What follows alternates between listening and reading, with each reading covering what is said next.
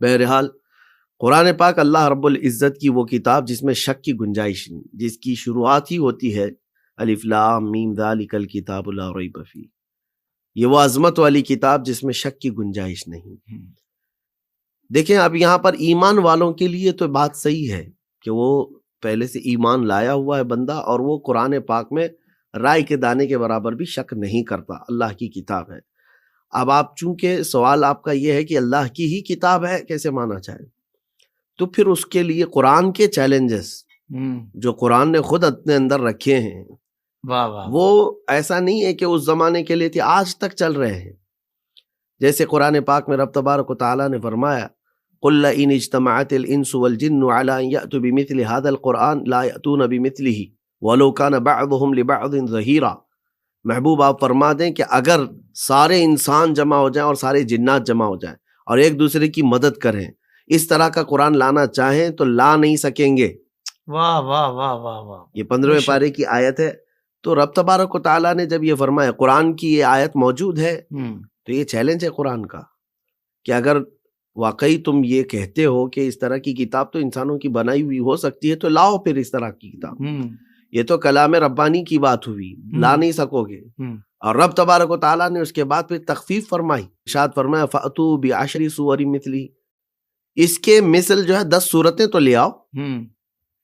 اس کے بعد پھر ہوا قُلْ فَأْتُوا بِسُورَةٍ مِثْلِهِ، کہ اس کے مثل جو ہے نا ایک سورہ تو لے کے آؤ۔ تخفیف ہوتی گئی، یہ چیلنجز ہیں قرآن پاک کے۔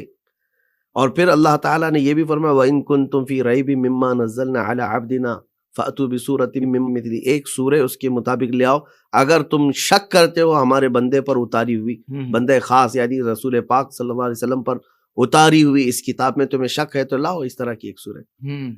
اب میں آپ کو بتاتا ہوں کن لوگوں کو یہ چیلنج کیا جا رہا ہے۔ وہ عرب جو فصاحت و بلاغت میں ان کا یہ کمال بات تھا، مفصل، واہ واہ واہ، کیونکہ لٹریچر سے تعلق رکھنے والی چیز ہے۔ بہت اچھے، واہ واہ واہ۔ تو اس زمانے کے جو عرب دان تھے وہ آج کے عربیوں سے کئی درجے اوپر پہنچے ہوئے ہیں۔ آج کے جتنے بھی عرب ہوں گے یہ اپنی زبان کو صحیح یا غلط پہچاننے کے معیار کے لیے انہی پرانے شعراء کا ہی واسطہ لینا ہوگا، ان کو بالکل صحیح، انہی کا ریفرنس دینا ہوگا کہ فلاں نے یہ استعمال کیا تھا تو یہ عربی کی فصیح چیز ہے۔ تو اس زمانے کے شعراء اور اس زمانے کے فصحاء بلغاء کو یہ چیلنج ہو رہا ہے، لیکن آپ بتائیں کہ ان لوگوں کے پاس جنگیں لڑنے کے لیے بڑا ہتھیار جمع کرنا اور لوگوں کی فوج جمع کرنا، اس سب کے لیے وقت تھا، تو پھر قرآن کے جمع کرنے کے لیے کیوں نہیں وہ سیریس ہوئے؟ جیسے مشہور بات ہے کہ اس وقت خانہ کعبہ پر جو ہے مشہور شاعروں کی اشعار لکھ کر کے لٹکائے جاتے تھے، اور جس کا سب سے اچھا ہوتا اس کا شعر خانہ کعبہ کے دروازے پر لگایا جاتا۔ صحیح ہے۔ اور جب اس سے بھی اچھا آ جائے تب پھر جو ہے نا وہ پہلے والے کو نکال دیا جاتا، اب اس کو لٹکایا جاتا تھا۔ اچھا، تو یہ اعزاز تھا ان شاعروں کا کہ ہمارا لکھا ہوا کلام جو ہے خانہ کعبہ پر لٹکا ہوا ہے۔ تو پھر یہ شعراء جاہلی جب لگاتے تھے تو ایک مرتبہ ایسا ہوا، رسول پاک صلی اللہ تعالی علیہ وسلم نے سورہ کوثر کی 3 آیتیں انا اعطیناک الکوثر فصل لربک وانحر ان شانئک هو الابتر یہ لکھوائی، اور پھر اس کو خانہ کعبہ کے پاس لٹکایا۔ اب ظاہر سی بات ہے اس سے بہتر کلام ہوگا تو اس کو ہٹایا جائے گا اور دوسرا شعر لایا جائے گا۔ اب جب خانہ کعبہ پر یہ کلام لگایا گیا تو سب ارد گرد جمع ہوئے، اور کلام کی معنویت وہ عرب سمجھ سکتے ہیں۔ کیا بات ہے، واہ واہ۔ آج کے زمانے میں اس کو ایکسپلین کرنا بھی ہمارے لیے مشکل ہے، کیونکہ عربی زبان کی وسعت وہ عرب کا فصیح آدمی سمجھ سکتا ہے، کتنی گہرائی ہے، کتنی گہرائی ہے اس کے اندر۔ واہ واہ واہ۔ تو اب شعراء بھی، ادبا بھی، فصحاء بلغاء سب آتے تھے اور دیکھتے تھے اس کلام کو، اور پھر ان لوگوں نے کہا کہ یہ محمد عربی صلی اللہ تعالی علیہ وسلم کا یہ لکھا ہوا کلام یہ تو اثر کر جائے گا سارے لوگوں کو۔ تو سب جمع ہو کر کے ایک بہت بڑے شاعر کو لے آئے جس کے فی البدیہہ شعر کہنے میں کوئی مثل نہیں تھا، اس کو لے آئے اور کہا کہ دیکھو آپ کو تو جواب لکھنا ہوگا۔ تو وہ آیا اور آ کر کے پڑھا اس نے کہ یہ 3 آیتیں یہاں پر لکھ کر لگائی گئی ہیں، انا اعطیناک الکوثر فصل لربک وانحر ان شانئک هو الابتر۔ اس کے بعد اس نے کہا میں بھی جواب لکھتا ہوں، اور اس نے ایک ٹکڑا لیا، پارچہ لیا، اور اس پہ لکھا ما ھذا کلام البشر، او ہو اسی کے وزن پر اس نے فصلی لربک وانحر ان شانئک هو الابتر، نیچے لکھتا ہے ما ھذا کلام البشر، اللہ اکبر، یہ بشر کا کلام ہو ہی نہیں سکتا۔ کیا بات ہے مفتی صاحب، سبحان اللہ سبحان تو اللہ۔ میں یہ کہہ رہا ہوں اس رونگٹے زمانے کھڑے ہو میں گئے آپ کی بات سن جن کے۔ لوگوں کو اللہ، چیلنج کیا گیا تھا ان لوگوں نے تسلیم کیا کہ یہ بشر کا کلام نہیں ہو سکتا، یہ کیا اللہ کا بات، کلام واہ ہے، واہ واہ واہ واہ، یہ اللہ کا کلام ہے۔ جن لوگوں نے یہ بھی کہا کہ جادوگری ہے، سحر ہے، کہانت ہے، یہ تو صرف حسد و عناد میں کہتے تھے۔ ولید بن مغیرہ کٹر دشمن رسول ہے، حضور پاک صلی اللہ تعالی علیہ وسلم کی ہرزہ سرائی کرنے والا گستاخ، لیکن جانتے ہیں اس کے الفاظ قرآن کے متعلق کیا ہے؟ اس کو تنہائی میں جب پوچھا گیا تو کہتا ہے کہ ایسی شیرینی میں نے آج تک کسی کے کلام میں دیکھی نہیں، ہائے ہائے ہائے، ایسی مٹھاس کسی کلام میں نے دیکھی ہی نہیں۔ وہ دلوں کو کھینچ لیتا ہے کلام جب محمد صلی اللہ علیہ وسلم تلاوت کرتے ہیں۔ سبحان اللہ، یعنی سبحان تنہائی میں ان کفار کا یہ بھی ماننا تھا کہ اس کلام کے اندر کوئی تو ایسی خاصیت ہے تو جو ان کے دلوں کو کھینچ لیتی ہے۔ ایک مرتبہ ابو جہل جو ہے وہ چھپ کر کے حضور پاک صلی اللہ تعالیٰ علیہ وسلم کے قرآن کی تلاوت سن رہا تھا، تو حضرت عمر رضی اللہ تعالیٰ عنہ چونکہ وہ بھانجے لگتے ہیں ابو جہل کے رشتے میں، تو انہوں نے دیکھ لیا، کہا کہ یہ کیا کر رہے ہیں، پیچھے سے جا کر کے پکڑ لیا اور کہا کہ کیا سن رہے ہو؟ قرآن پاک، باہر اتنی بڑی دشمنی ہے۔ تو اس نے کہا ہاں تنہائی میں سن رہا ہوں، اس لیے کہ اس کلام کے اندر جو جاذبیت ہے، کھچاؤ ہے، میں نے عرب میں ایسا کلام دیکھا نہیں ہے۔ واہ واہ واہ واہ، لیکن پھر ایمان کیوں نہیں لاتے؟ ناک کا مسئلہ ہے۔ یعنی یہ ہے کہ اگر ایمان لے آئے تو اتنے دنوں تک جو دشمنی کیا ہے تو وہ لوگ کیا کہیں گے، یہ والا جو مسئلہ ہے نا وہ آج بھی موجود ہے کچھ غیر مسلمین کے لیے جو ہدایت کے قریب نہیں آتے، صرف اس بات کو سوچ کر کے کہ کیا کہیں گے لوگ، لوگوں کے متعلق سوچ کر کے کئی لوگ اصلاح کے راستے پر بھی نہیں آتے۔ اللہ، یہ بہت بری کیفیت ہے جو شیطان ڈالتا ہے، اصلاح کے راستے پر بھی نہیں آتے۔ بہرحال قرآن چونکہ اللہ تبارک و تعالیٰ کی کتاب ہے تو یہ اس زمانے میں بھی ایسی محکم تھی اور آج بھی۔ چلے اس زمانے میں شعراء ادبا وہ نہیں کر سکے، اگرچہ ایک مشہور واقعہ یہ بھی ملتا ہے، لگے ہاتھوں میں آپ کو یہ سنا دیتا ہوں کہ مکہ والے بڑے پریشان رہے کہ چیلنج پر چیلنج ہے قرآن کا کہ اس طرح کی ایک کتاب لے آؤ، اس طرح کی 10 سورتیں لے آؤ، اس طرح کی 10 آیتیں لے آؤ، ایک طرح کی سورے لے آؤ، لا نہیں پا رہے ہیں، جبکہ ان کے جو لکھے ہوئے مکہ کے قصائد ہیں نا عربی میں وہ اتنے زیادہ ہیں کہ ان کا احاطہ مشکل ہے۔ ان کے جو دیوان ہیں، ارے وہاں ایک آدمی کسی کا انتقال ہو جاتا تو وہ اشعار اتنے پڑھے جاتے کہ 2 سال تک روتے تھے لوگ ان کے اشعار پر۔ یہ وہاں پر مرثیہ خوانی کا جو سلسلہ تھا، کسی کی ہجو، کسی کی تعریف، اس میں بہت کمال کو پہنچے ہوئے لوگ، لیکن 10 سورتیں یا ایک سورت یا 10 آیتیں بھی نہیں لا پا رہے۔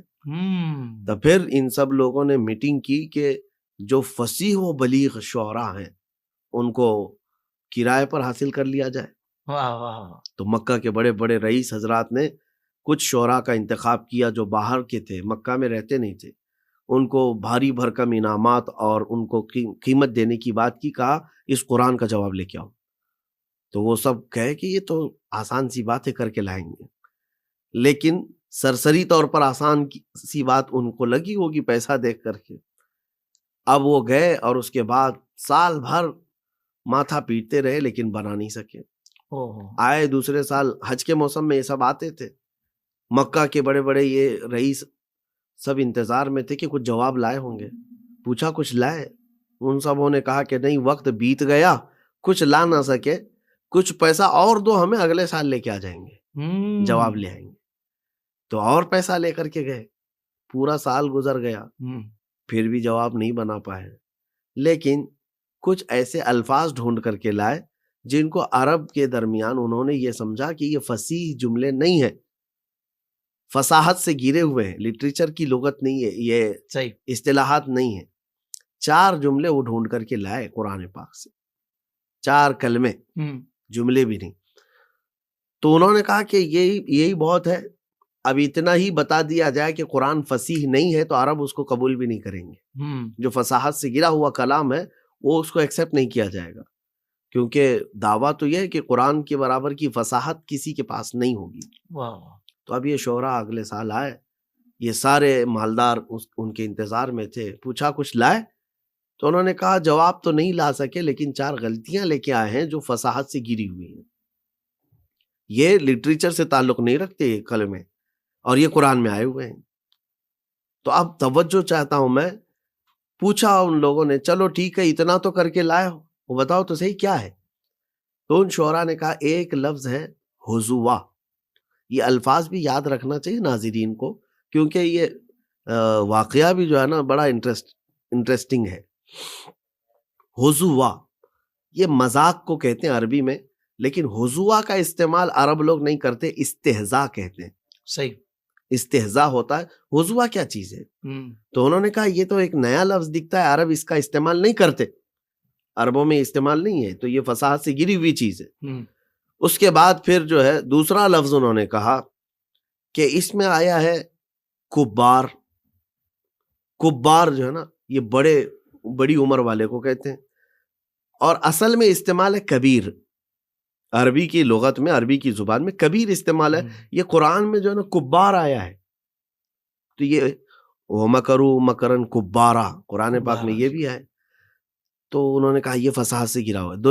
2 کلمے ہو گئے، حضوا، کبار. اچھا، اور آگے چل کر کے وہ کہتے ہیں اور 2 کلمے آئے ہیں لَشَيْءٌ عُجَاب. عجاب. ہاں، لَشَيْءٌ لِشَيْءٍ ہو سکتا ہے قاعدے کے اعتبار سے، گرامر کے اعتبار سے، لیکن یہاں پر لَشَيْءٌ عُجَاب کہا گیا. عجاب نہیں ہوتا، عجیب ہوتا ہے. یعنی کوئی بہت تعجب والی بات ہو، عجیب ہے، لیکن یہاں عجاب کا استعمال ہوا ہے جو کہ عرب استعمال نہیں کرتے. تو مکہ کے جتنے سیٹھ تھے کہا یہ بھی تو بڑی بات ہے، چلو اتنا تو لے آئے وہ 2 سال میں. قرآن کے اندر یہ چیزیں ہیں، ٹھیک ہے. یہ اس زمانے کی بات کر رہا ہوں جس میں قرآن مسلسل چیلنج دے رہا ہے. صحیح. اب یہ ساری چیزیں لے کر کے گئے کہ آپ جاتے ہیں محمد صلی اللہ علیہ وسلم کے پاس اور کہتے ہیں کہ تمہاری یہ جو پیش کی جانے والی کتاب ہے یہ تو فصاحت سے گری ہوئی ہے، اور آپ کہتے ہو اللہ کا کلام ہے. تو یہ سب چیزیں لے کر کے وہ حضور کے پاس آئے. کہا کہ ہم آپ کے کلام سے کچھ غلطیاں لے کر کے آئے ہیں جو فصاحت سے گری ہوئی ہیں، ان کا فصاحت سے تعلق نہیں ہے. حضور پاک صلی اللہ علیہ وسلم نے ان کے کلمے سنے ہی نہیں، کیا ہے کیا نہیں ہے. کہا کہ ٹھیک ہے لے آئے ہو تو اب فیصلہ بھی تو ہوگا نا، فصاحت سے تعلق ہے یا نہیں ہے. اس کے لیے میں ایک طرف ہوں اور تم ایک طرف ہو. ایسا کرو کہ جو عرب کا سب سے زیادہ فصیح انسان ہوگا اس کو آپ لے کے آؤ فیصلے کے لیے. تو ان لوگوں کے اوپر چھوڑ دیا گیا کہ آپ لے کر کے آؤ جو فصاحت اور بلاغت کا بادشاہ ہونا چاہیے، جس پر سب کا اتفاق ہو. بہت اچھے. تو اس وقت عرب کا ایک ایسا بوڑھا آدمی جس کی عمر 96 تھی، 96 سال کا تقریباً بوڑھا آدمی، جو پہاڑوں پر رہتا تھا اور شہر میں صرف اس لیے نہیں آتا تھا کہ شہر کی زبان اس کی فصاحت میں مل نہ جائے،